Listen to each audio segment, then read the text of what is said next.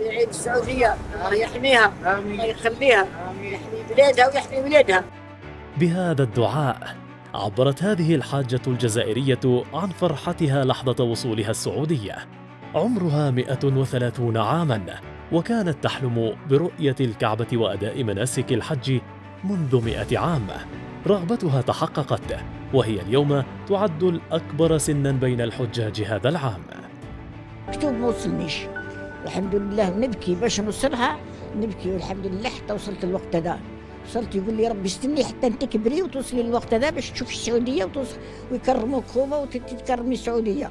الحمد لله على اولادها وعلى اعضائها وعلى رئيسها. حلمتها وشفت المنامه، نشوف في روحي حتى من الحجرات نتاع الحيره شفتهم في المنام قبل ما نوصل.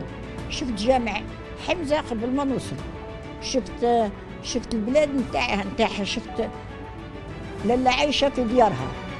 صاحبة 130 عاماً ظهرت على وجهها مظاهر السعادة رغم إرهاق السفر.